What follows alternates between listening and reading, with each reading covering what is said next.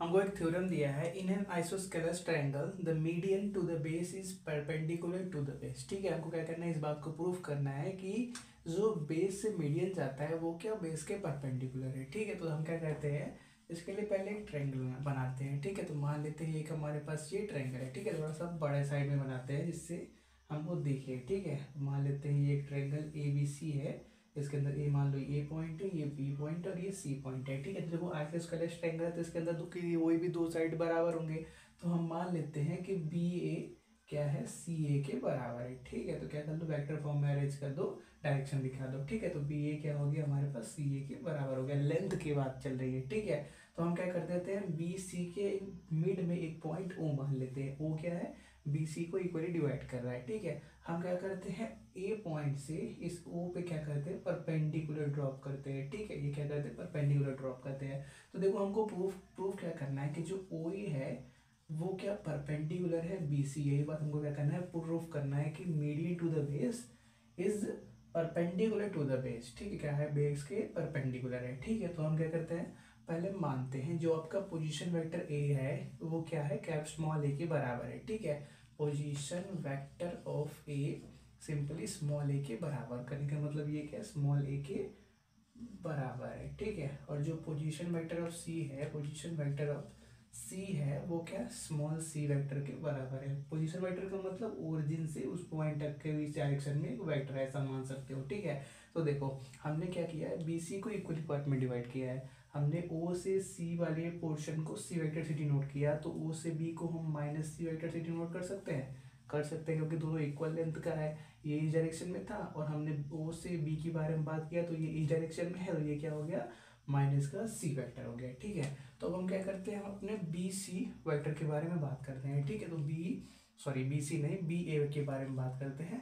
तो देखो बी ए वेक्टर किसके बराबर होगा, position vector of A minus position vector of B के बराबर होगा। करने का मतलब हमारे पास मिलेगा पोजीशन वेक्टर ए का स्मॉल ए के बराबर minus position vector of B कितना है, माइनस के सी के बराबर। तो माइनस का सी करने का मतलब सिंपली क्या मिल गया हमको, ए प्लस सी मिल गया। ठीक है, ऐसे क्या कर लेते हैं, हम पोजीशन निकाल लेते हैं किसका, सी ए वेक्टर का वैल्यू। ठीक है, तो ये किसके बराबर मिलेगा हमको, position vector of A minus position vector of C. ठीक है, कैपिटल ए लिखो।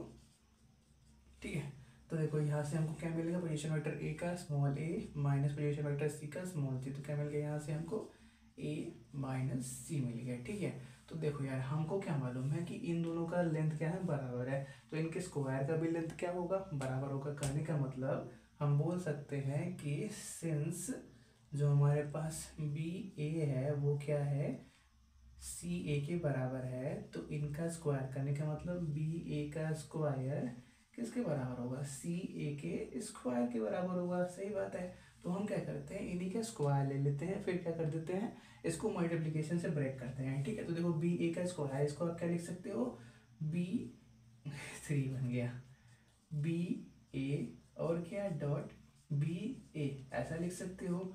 और यहाँ पर सी ए का स्क्वायर है, इसको क्या लिख सकते हो, सी ए और क्या डॉट सी ए वेक्टर ऐसा लिख सकते हो। बस क्या करो, वैल्यूज को पुट करो, आपको आंसर मिल जाएगा। ठीक है, तो बी ए वेक्टर का वैल्यू कितना था हमारे पास, बी ए वेक्टर का वैल्यू था ए प्लस सी। तो करने का मतलब ए प्लस सी इंटू ए प्लस सी। ठीक है, राइट में कितना है, सी ए का वैल्यू कितना है, ए माइनस सी इंटू डॉट प्रोडक्ट लगाए। ठीक है, ए माइनस सी, बस क्या करो, अब ये ओपन कर दो, आपको रिजल्ट मिल जाएगा। ठीक है, तो इसको हटा देते हैं, हम यहाँ पे सॉल्व कर देते हैं। ठीक है, तो ए को पहले मल्टीप्लाई करो तो क्या मिलेगा, ए डॉट ए मिलेगा। तो लिख लेते हैं। ठीक है, ए डॉट ए, फिर क्या मिलेगा, प्लस ए डॉट सी मिलेगा, प्लस सी डॉट ए मिलेगा। आपको ये बात मालूम होनी चाहिए कि ये जो ए डॉट सी लिखते हो और ये जो आप सी डॉट ए लिखते हो, ये दोनों एक ही वैल्यू के बराबर होता है, क्योंकि देखो आपको मालूम है डॉट प्रोडक्ट में कम्यूटेटिव लॉ होल्ड होता है। ठीक है, ये दोनों वैल्यू बराबर है, तो ये दोनों वैल्यू बराबर है। ठीक है, फिर क्या, C dot C plus C dot C, फिर क्या राइट में कितना है हमारे पास, ए डॉट ए, फिर क्या मिलेगा, ए डॉट सी मिलेगा, प्लस ए, यहाँ पे माइनस का साइन था ना, तो यहाँ पे माइनस हो जाएगा, डॉट सी, फिर क्या माइनस, यहाँ पे क्या मिलेगा, सी डॉट ए, तो ये क्या मिलेगा, minus minus plus C dot C मिलेगा, ठीक है। तो ए डॉट ए मतलब यहाँ से भी वन आएगा, सी डॉट सी यहाँ से भी वन आएगा, मतलब one plus one two, A dot A one, C dot C two, तो दोनों साइड टू टू कैंसिल हो गया, उसको छोड़ दो, तो बचेगा क्या हमारे पास, ए डॉट सी डॉट ए दोनों बराबर है, तो हमारे पास क्या मिला, two times of A dot C मिला। राइट में क्या मिलेगा, ये खत्म, मतलब यहाँ पे क्या मिलेगा, माइनस का two times of A dot C dot A दोनों बराबर है, तो क्या मिलेगा, ए डॉट सी, इसको क्या करो इधर लाओ, तो क्या मिलेगा हमको, four times of A dot C equal to zero.